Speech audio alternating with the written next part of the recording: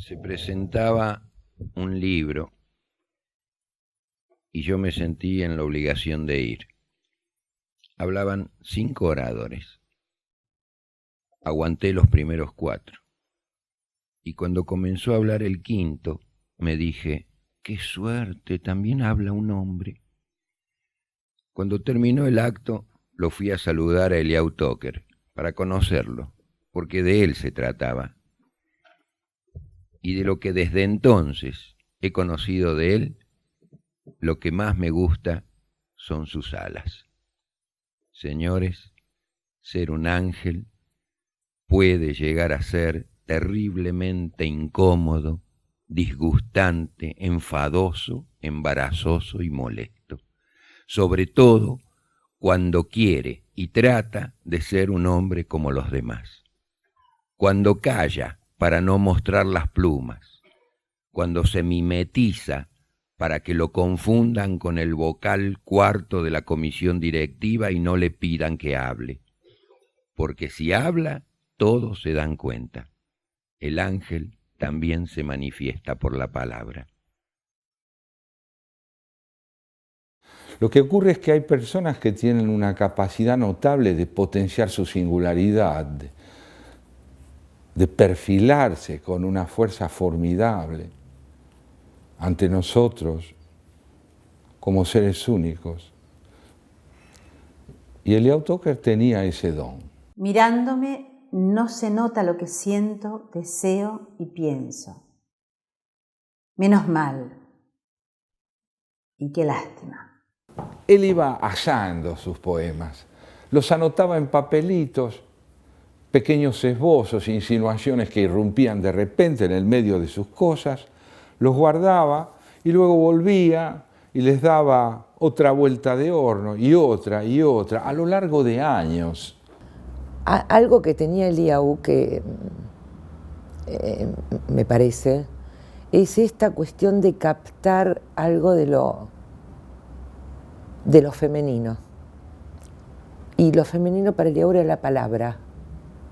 La trataba bárbaro a la palabra. Tenía esa paciencia rilkeana para componer su poesía, que era un signo de madurez de un artista que sabe esperar. Y este hombre se sentaba sobre un papel, sobre una computadora y grababa con un buril palabras musicales capaces de emocionar, de transmitir ternura. Así como hablaba mucho de sus propios sentimientos, hablaba mucho de otros. Homenajeaba, es decir, homenaje a Brayas son homenajes a un montón de gente, es una galería de gente querida, una poesía donde se jugaba. Transmitir la poesía de Eliyahu era transmitir no solamente alguna cuestión que tenía que ver con el judaísmo, sino también alguna cuestión que tenía que ver con el judaísmo porteño, ni siquiera digo argentino, por su lenguaje, por la profunda intimidad con la cual trataba los temas. Era contundente, severo muchas veces, riguroso siempre. Hasta servía didácticamente. Tenía esa convicción, yo diría, bíblica, de que una palabra es decisiva, una coma es decisiva. Poesía sabía que hoy no vendrías, pero me cité con tu ausencia y ella llegó puntualmente a hacerme compañía. Tenía la comprensión profunda de que la lengua es un enorme pentagrama que necesita ser ejecutado con precisión. Es como llamar al ciego vidente, es decir, construir poesía y hablar de la ausencia en el momento que se hace presente. Cualquier libro de él abierto es un encuentro con él. Y este hombre sabía lo que es poesía.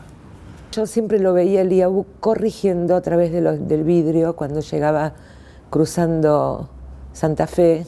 Su deleite era tachar. Ah, cómo le gustaba tachar. Tachaba con felicidad porque había descubierto un error, no un acierto ulterior, pero sí el error. Y no creo haberlo visto escribiendo. Su caligrafía era otro indicio de ese deleite que él sentía al escribir. Con esa letra hermosa que tenía. Era un arquitecto al escribir, componía, tenía el sentido de la simetría. Sus poemas en general llegaban a nosotros en originales recién paridos. Y después cuando yo llegaba y me sentaba, a ver qué te parece esto. Y yo qué le iba a decir, que me parecía, todo me parecía bien. El oficio del creador era atenuar la distancia entre la poesía y la gente. Bueno, hacía esto. Y está su poesía. ¿Quién soy? Ese que fui hace un momento, hace 10 años, 20, el que estoy siendo, el que presuntamente voy a ser, todos, ninguno. Solo me veo como una sombra de arena que va cambiando mientras cae grano a grano por la garganta del tiempo. Solo soy una memoria que camina, una palabra que se pronuncia a sí misma, un fantasma calafateado de poesía. La realidad es el cuerpo de mi mujer y el volumen de sus manos, que circulan por mi sangre y son reales sus palabras, que dan aliento a la paradoja de mi alma. Y la realidad son mis hijos, que me sobreviven despiertos, y la obra de mis manos, yo no.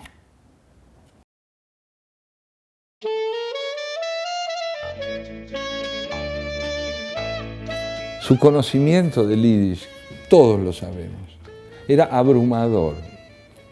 Pero no era abrumador solo por su erudición, ni primordialmente por su erudición. Porque hablaba como un hombre enamorado del yiddish. Él tenía una novia que era el yiddish. Yo no voy a decir que el yiddish tiene riquezas que otras lenguas no tienen. Sí, es cierto, las tiene, pero igual que todas las lenguas que tienen determinadas riquezas, el yiddish tiene una cantidad de palabras, de términos, de expresiones intraducibles. Siempre podía hablar con él, hablamos en yiddish y me impresionó su conocimiento que él tenía. Significa que cada lengua tiene una riqueza particular y el yiddish también la tiene, y cuando yo me relaciono de pronto o encuentro una palabra que hace mucho que no escucho del yiddish, es como si encontrara un viejo amigo. Era notable, como si él hubiese comprendido que una de sus tareas centrales era haber venido a este mundo para que el yiddish no fuera olvidado. Se trata de una lengua de la intimidad, de una lengua que no tiene ni policía, ni gobierno, ni una estructura gubernamental detrás. Eliyahu no solamente era el especialista, vamos a decir así, en literatura yiddish, era un hombre, digamos, formado tanto en castellano, pero también en yiddish y en hebreo. Cuando uno pasa de hablar el castellano o el hebreo al yiddish, tiene que bajar la voz. Vertía del yiddish con la urgencia íntima de quien conoce esa lengua visceralmente, pero su idioma era el castellano. Traducía a los poetas judíos perseguidos, desconocidos. Y hay uno que fue editado, para mí fue el libro, digamos así, que significó todo un acontecimiento en Argentina, que fue el resplandor de la palabra judía. Yo seguí muy de cerca y él me mostró a menudo su trabajo sobre esta gran antología. Sin ese libro no se hubieran conocido los maravillosos poetas que escribieron en yiddish, del que Eliyahu hizo una selección formidable e inexistente. Wir stammen vom Felsen zemolte auf Milchstein von Zeiten. Wir stammen vom Felsen, was haben dem Geurel verbunden mit Yamen, mit Winden, mit Weiten. Provenimos de rocas que ataron su destino a lejanías, a mares, a vientos. está más lindo en castellano que en el original, ¿no?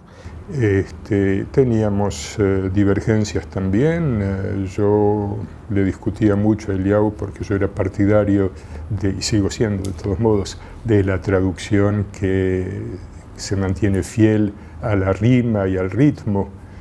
Pero una vez hice una encuesta para ver quién tenía razón y perdí. Traducía a Katzenelson. Ese libro, traducido por Eliyahu, había que leerlo despacito, un poquito cada noche, como una plegaria. Como él estaba hasta angustiado, diría yo. No por el contenido, sino para poner la palabra justa, no de la traducción literal, obviamente, sino de esa fuerza que tenía ese libro. Si el Yiddish, que es un país de palabras, se calla, ese silencio será un silencio absoluto, porque no hay país, territorio o nación capaz de alojar a los habitantes del Yiddish. El Yiddish tiene en este momento dos grandes sitios. Un sitio es el nivel universitario. El segundo sitio es Internet. Y un tercer fenómeno quizás, que no es directamente respecto de la lengua, pero sí, es el tema de la música klezmer. Und wir seien alle Brüder, oi, oi, alle Brüder, und wir singen schöne Lieder, oi, oi, oi. Und wir halten sich in einem, oi, oi, sich in einem, das ist nicht dabei keinem, oi, oi, oi. Hey, hey, hey, hey, hey, hey, hey, hey, hey, hey, hey, hey, hey, hey.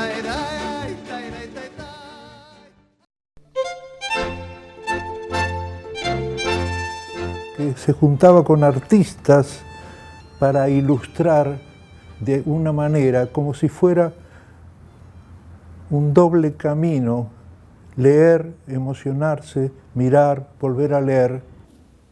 Él tenía, no obstante, una enorme admiración por las ideas, una sensibilidad muy especial hacia el pensamiento analítico y una humildad injustificada a veces frente a los pensadores. Pero su territorio era la carnalidad de las imágenes. Allí vivía él. En algún momento nos cruzamos y cuando él se enteró que yo pintaba, empezó a venir a mis muestras, así con continuidad. Y ahí empezamos a tomar café. Bueno, y aquí rodeada con algunas con la caricia siempre de Eliyahu y con algunos de los textos que compartimos y de los trabajos que hicimos. Nosotros jugábamos a inventar. Este es el de iluminaciones judías. Así nació la Caja del Amor, la carpeta Pirkei Avot, el Cantar de los Cantares, A mi viejo, los refraneros Yiddish y Sefaradí, la Gadá de Pesaj. Algunos títulos vieron la luz gracias a la familia Zeitoune. Fue muy rico para mí todo el intercambio previo a la realización, como siempre, en donde surgen las ideas. La idea fue precisamente iluminar e iluminarnos a través de textos e imágenes. Esta era la imagen que dialogaba con este texto. Pensamos que es una obra redonda, que es algo que empieza y termina y que por supuesto no cierra, sino que abre. Cuando él hablaba de un judaísmo de puertas abiertas, ¿qué persona de puertas abiertas? Tenía tinta en las venas y la urgencia de escribir. Cada vez que hacía un libro nuevo, llegaba al taller, voy a tener que dejar mis anteojos, me agarraba con las dos manos la cara y me daba el libro, siempre dedicado, vamos, voy a llorar, a Kurt y a mí, y decía, es tuyo, te corresponde. Fue una persona diferente, un distinto. Un cuadro que le regalé en algún momento, entonces recibí un mensaje en mi taller que decía, ¿a vos te parece bonito dejar a un poeta sin palabras? Esta silla está en mi casa, es mía, la hice yo para mi papá, y al único que permitía que se sentara es Eliau. Y en el respaldo tiene grabado en el metal el texto de Eliau que dice así. La pesada plancha y la tijera de sastre tenían la forma de las manos de mi padre. El día y la noche, el dinero y la miseria tenían la forma de las manos de mi padre. La bronca y la dicha, el poder y la vergüenza tenían la forma de las manos de mi padre. El frío y la sombra, el llanto y la esperanza tenían la forma de las manos de mi padre. La mesa y la casa, la risa y la tristeza tenían la forma de las manos de mi padre. Cuando salí a la calle y me miré las manos, tenían la forma de las manos de mi padre.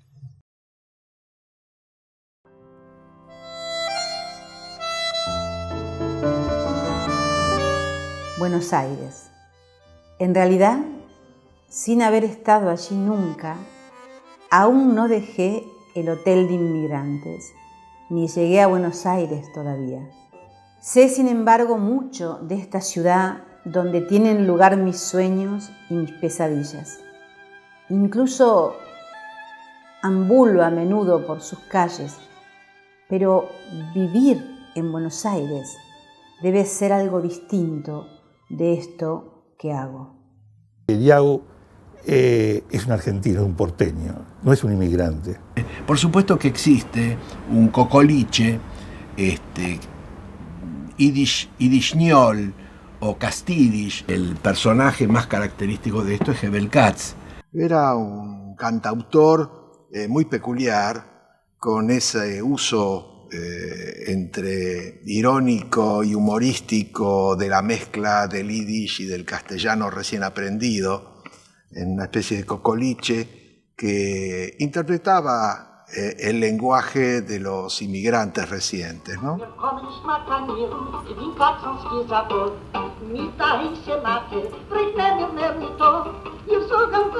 Viste, a los que por primera vez tomaban mate le tiraban el agua a través de la bombilla. Entonces cuando iban a tomarlo se quemaban los labios. Y él dice ya, claro. Entonces cuando quieren hacerle eso le dice anda bañate. Que las picardías que él tiene. Tiene ojo, tiene... Vedesotojo más el brojo. El que tiene ojo tiene suerte.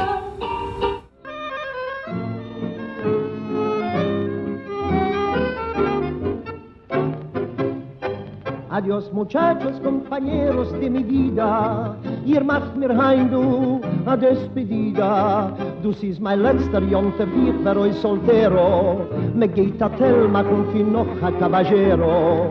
Adiós muchachos, ich gewern a marido, ay que desgracia, mi Dios querido. Ihr sitzt im Freisach im Erstick meine Tränen, verwus kommt mir a Samin Sof. Gelebt wie in Ganeden, geflierte wird mit Mäden, kommt mir a Schatten reden, a Schieder tritt mit ab. Ich hab, sucht am Mädel, sie schön in Nebel, redonde wie a Knädel, in hat mir verdreht im Kopf. Gesehen sich mit der Kalle, mit Mechetun im Male, im Freck schön nicht kein Schale, hat neuen sie gegräht, gemacht a Wort geschworen, hab sich verloren, a so bin ich geworden, a reingedreht. Adiós muchachos, compañeros de mi vida, ihr macht mir heim du a despedida. Du siehst mein letzter Jonte, ich war euch soltero, me geht a tel machen für noch a caballero. Adiós muchachos, is a sof zu meine Juren, wie's der Schlimassel mit mir verfuhren, gibt mir zu trinken, will vergessen meine Zures. Verwus kommt mir a Samin Sof, Ich will schon mehr nicht gehen, mit euch in die Caféen, bis du sich herumdrehen, in Kim, was mir gefällt, aus Poker in aus Dado, verrat, Casado, mein Weib wird im Mercado, schön ausgeben mein Geld, ich will gehen mit ihr spazieren, in sie wird mir diktieren, dem Pol will ich lustrieren, y muchas cosas más, die Kinder schlufen legen, sie geben Segen, Pañales unterlegen, wenn sie werden nass. Adiós muchachos, compañeros de mi vida, ihr macht mir heim du a despedida. Du siehst mein letztes Simche, ich ver euch sollte, me geht a tel, machen fi noch a caballero. Adiós muchachos, compañeros de mi vida, ihr fuhr de vuelta in ihr geida. Se terminaron para mí alle milongas, Gewelitzter liegen eingelegt.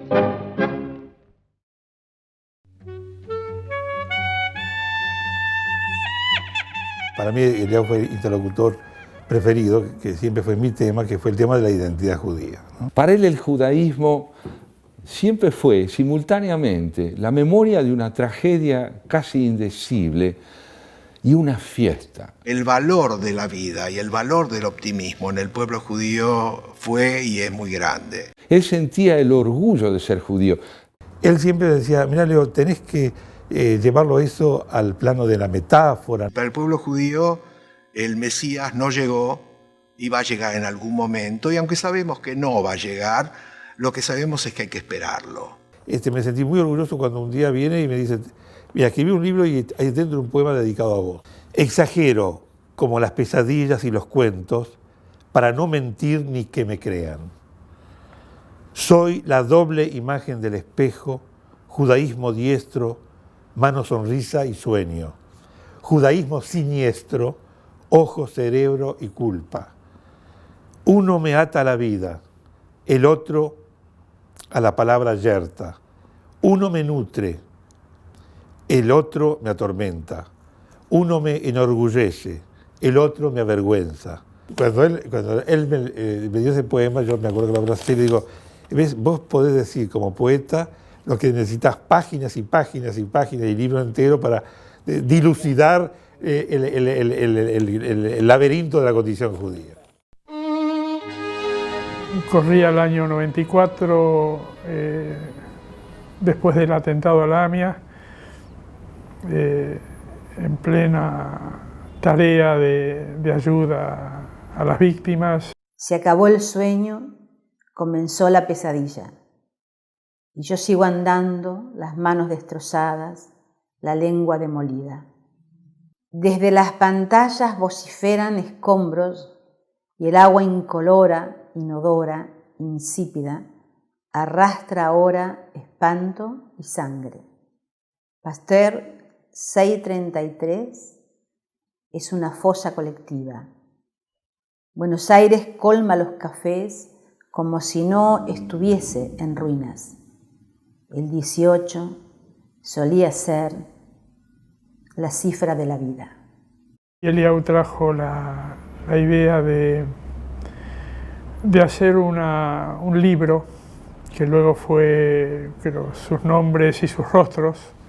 Esa intención reunía lo que para mí fueron tres atributos de Eliyahu en su vida, que era su afán de testimoniar, su capacidad de investigar y la maravillosa posibilidad de expresar poéticamente. Nos convocaron temáticas muy duras. Para mí era difícil, yo soy sobreviviente del atentado a la AMIA. Yo no había podido cruzar el umbral de este lugar donde había sucedido el atentado. De la mano de Eliyahu, y porque teníamos esa exposición preparada, fue para mí posible cruzar ese umbral. Nadie como él pudo testimoniar la ligazón, el puente entre la condición de argentino y la condición de judío en una salida creativa, activa, no nostálgica. yo hablo más con él cómo fue la vida antes de la Shoah. Este libro, 6 millones de veces uno, es uno de los mejores estudios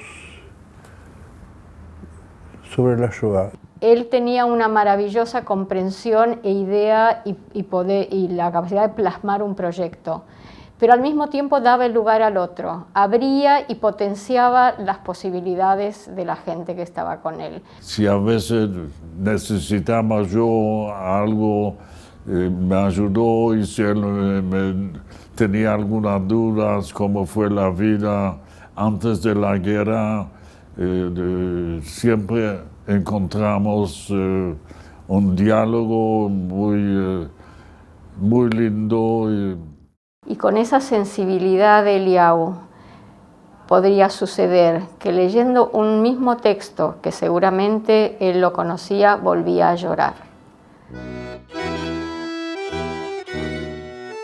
Eliyahu fue un hombre muy valiente, no solamente para defender a Israel en momentos difíciles, él nunca claudicó con su compromiso y amor a Israel. Con motivo de los 60 años de Israel, decidieron otorgar 30 galardones. Bueno, y uno de ellos me fue otorgado a mí. Eliyahu, que ustedes recuerdan, un hombre afable, tranquilo, muy irónico, pero con una sonrisa, siempre con una sonrisa, pero cuando se enojaba se calentaba, ¿no? La justicia era para Eliyahu la condición judía indispensable. En la vereda de enfrente están los dueños de la verdad escriturada, los propietarios de la seguridad del ignorante. De este lado estamos nosotros, los dueños de las dudas, sentados a una larga mesa en llamas. Somos los que sabemos que no sabemos, los que sabemos que no es luz esta claridad, que este permiso no es la libertad, que este mendrugo no es el pan y que no existen una sola realidad ni una única verdad. Somos hijos de los profetas, pero también hijos de aquellos a quienes los profetas maldecían. Somos los que desafinan en los coros de los istas. Somos los que confían en la marcha de la historia sin darla por sobreentendida. Escépticos y optimistas, sentados a una larga mesa en llamas, compartimos el pan de la duda, de una duda activa. Los hermanos Tucker, que eran dos señores bajitos, muy parecidos entre sí, uno de ellos el papá de Eliyahu. Y venían a visitarlo porque eran del mismo pueblo, de Ratne, y uno de ellos, el papá de Eliyahu, venía muy preocupado porque su hijo, que era un arquitecto exitoso, había resuelto cambiar de trabajo. Él quería ser poeta. El humor judío es un humor que se ríe de sí mismo. Hay una diferencia muy grande entre el yiddish y el hebreo. A ver. El hebreo es un idioma solemne, Sí. es un idioma serio, Bueno, no es un es idioma en el que se puedan hacer ¿no? Claro. maldiciones. En cambio, en el yiddish se puede maldecir pensando que no va a pasar lo que uno dice. Son maldiciones dulces. Que se le caigan todos los dientes menos uno y que ese le duela. Aquí reírse de sí mismos los judíos, o publicar en castellano autocríticas, todo eso se mantuvo en el ámbito del yiddish y no se tradujo al castellano. Es interesante que recién, después del proceso, cuando hubo una sensación de que se decía todos somos judíos argentinos, pudo salir a la luz un humor que se expresó a través de un Tato Bores, a través de un Jorge Ginsburg. Es muy difícil discriminar en este vínculo con Eliyahu lo que era trabajo y lo que era placer. Casi diría que era exactamente lo mismo. O sea, la cosa era reunirnos con la idea de trabajar, charlar, contarnos chistes, contarnos cosas, tomar café, comer cosas ricas eventualmente y seguir charlando y después irnos con la sensación de que habíamos trabajado muchísimo. Que tenga un negocio enorme, repleto de mercadería y que no le pidan nada de lo que tenga, ni tenga nada de lo que le pidan. Yo creo que el humor nació en Yiddish. Como decía Eliyahu, con una cosa, me parece un hallazgo maravilloso, textos o chistes que fueron pensados en Yiddish, en otro idioma, ¿no? No hay posibilidades de sobrevivir sin la alegría y sin el humor.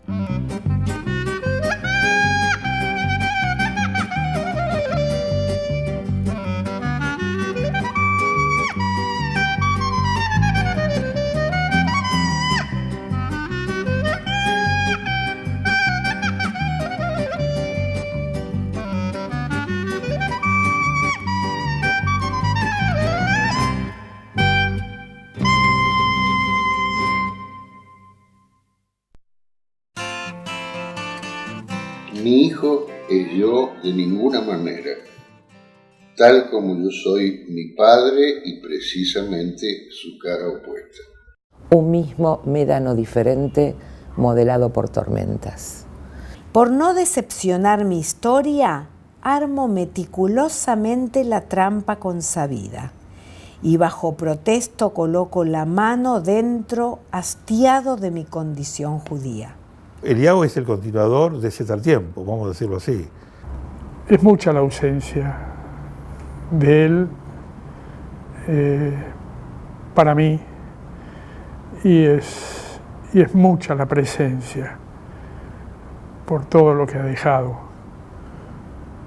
Yo admiré, en primer lugar, su entrega.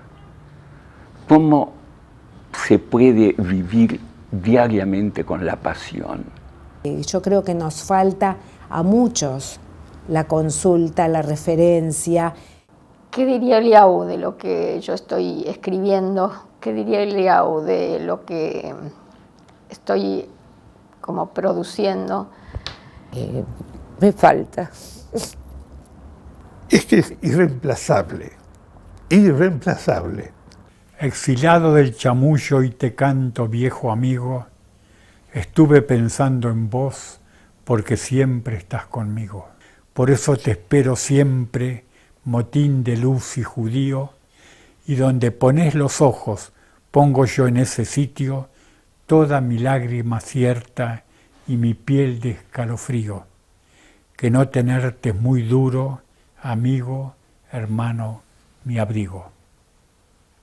Y este muy chiquitito que me parece maravilloso, que quede como recuerdo de nuestro vínculo. La voz reemplaza la piel, la palabra a la mano, el poema al cuerpo. Los dos nos dimos cuenta que estábamos destinados a hacer algo esencial, que es conversar. A veces nos encontramos en París, pero para mí siempre era uno de los dos cafés que él estaba por Coronel Díaz y Santa Fe. Cada vez que venía a Buenos Aires había una parada obligada, que era la esquina, Ristretto, para ver a Eliyahu. Para él era muy importante trabajar mediodía. Si él no trabajaba no podía ir a ningún lado después. Eliyahu tenía esta maravillosa capacidad y costumbre de sentarse en un café, abstraerse y ser creativo en ese contexto. Y yo como venía caminando de mi casa a la oficina, automáticamente era mirar si estaba Eliyahu sentado ahí con sus papeles. Estas visitas mías de cada 2 años o de cada 3 años siempre incluían una horita en el Ristretto, en la mesa del fondo a la derecha. A veces me sentaba enfrente y él estaba concentrado en su papel y no levantaba la vista. Y a fuerza de frecuentarnos, yo recuerdo que antes de que él llegara yo ya encargaba el plato que él iba a comer. Y era como una conversación que nunca terminó. Eliyahu nunca sabía qué pedir cuando íbamos a comer. Porque yo sabía lo que él iba a comer, siempre comía lo mismo. Siempre le pedía a Clarita que le elija los platos, menos el postre, porque era tan dulcero que mientras hubiera postre le importaba muy poco lo salado. Y le encantaban las ensaladas más estrambóticas, mezclaba lo salado con lo dulce. Pero yo le elegía tal ensalada, cual ensalada. De cualquier manera. Para él el placer de sentarse toda la mañana, escribir, leer, hacer lo que él quería, era la felicidad. Una vez estábamos con Eliau trabajando con algo en el taller y yo recibí una noticia laboral de algo así que me tenía como muy inquieta y me puse a llorar desconsoladamente y el pobre no supo qué hacer conmigo. Entonces me dice, ¡ay! ¿Por qué no la llamamos a Clarita? Tu mano sonámbula me sostiene de un ala, para que no vuele, para que no caiga. Él no quería salir de la calle Tucumán. Clarita decía que había una posibilidad muy interesante de ir a un apartamento. Hasta le había ofrecido rescindir el contrato. Entonces, cuando yo pienso, por ejemplo, en la rescisión del contrato matrimonial entre mi Elías y mi Clarita, me parecía que era como rescindir el contrato, o el hidrógeno rescindiendo el contrato con el oxígeno. ¿Cómo seguir conquistando lo conquistado? ¿Cómo atrapar lo que ya tengo sin ser mío? Día a día crece el misterio de ese otro que se enciende en miradas, que vibra en gestos, que se conmueve al mínimo contacto y que comparte conmigo este milagro de estar vivos. Soy un pájaro de pasiones lentas que a 20 años de su boda, con la lejana Clara adolescente, mano franca, boca sensual y ojos limpios, descubre que sigue estando fervorosamente enamorado de la que fuera y de esta que devino.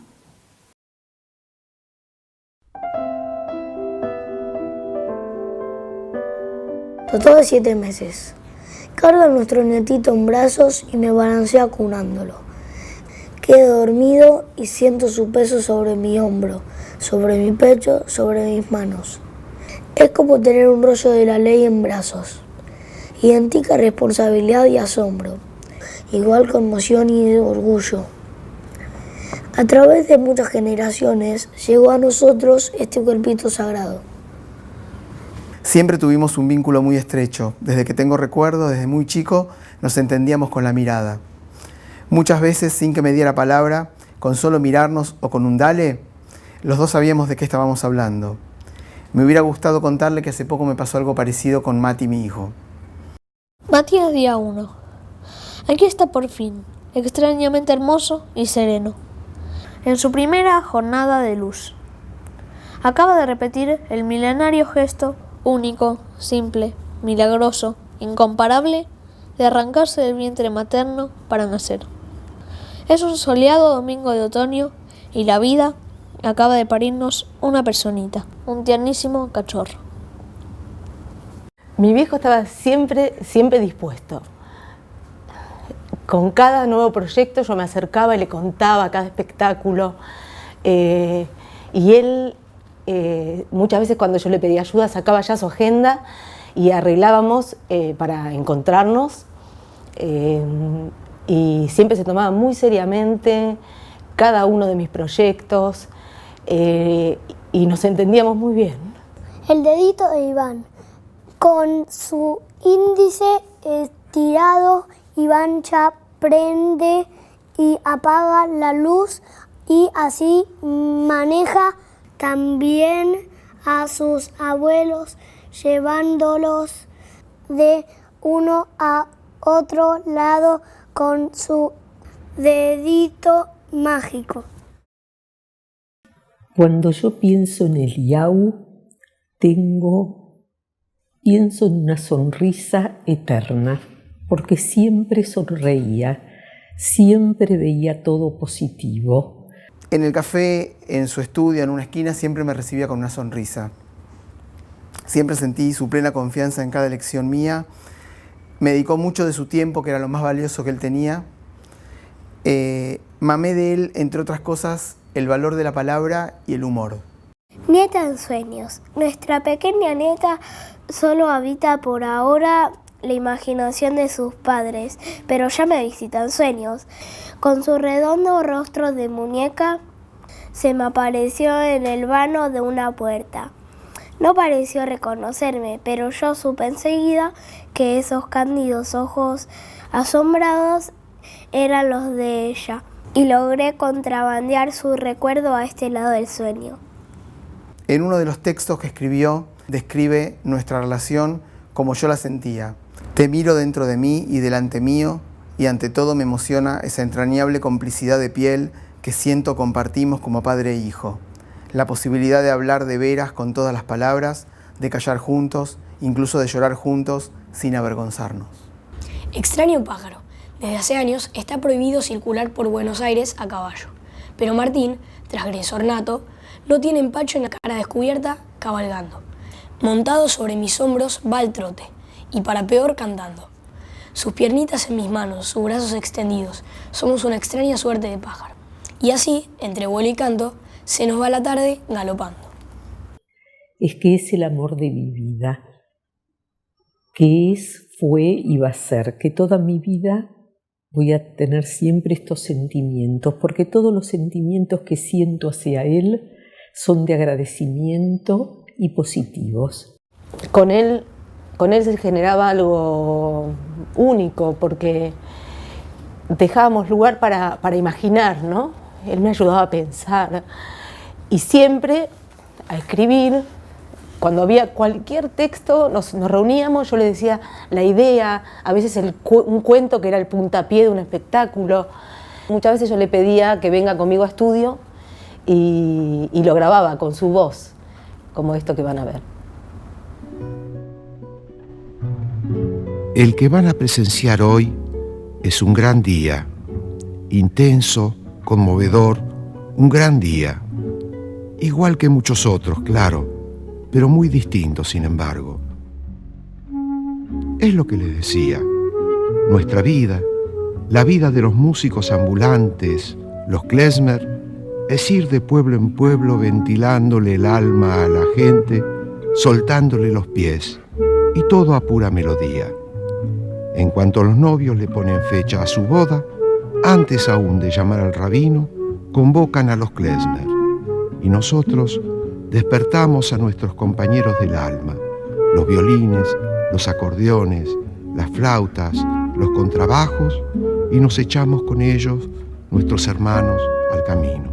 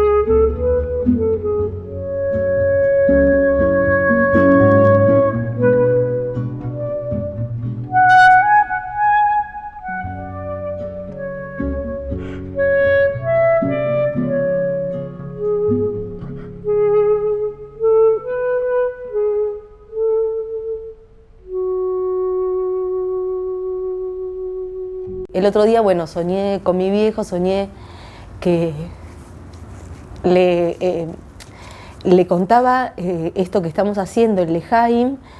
Al principio me costaba un poquito y después dije, bueno, se lo cuento.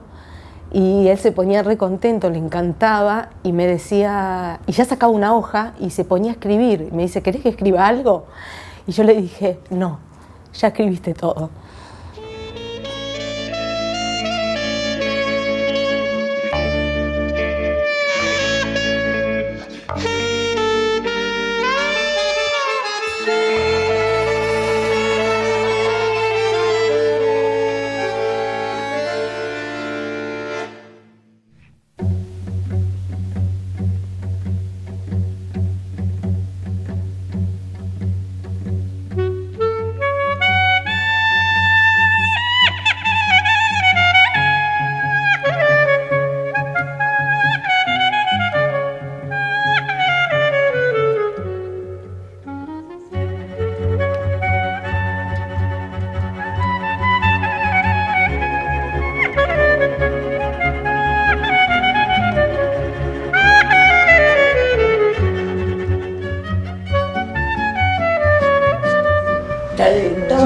Siempre está colgada de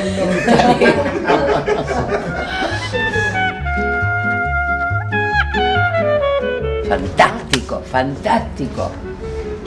Fantástico. ¿Con café, Mirta? No, teneme vos. Maravilloso. ¿Se ve algo de abajo? ¿Cómo se ve? Mirá lo que se ve. Me voy a sacar una foto. Mirá lo que se ve. ¿Viste ahí arriba? ¿Por qué? Sí, ¿no? Yo creo que deberías dedicarte a estas cosas. Yo dije que tiene futuro. Sí, yo creo que sí. Pero no está tan mal. Yo le escribo algo. Mirta, te salió igual. Es la mano de mi papá.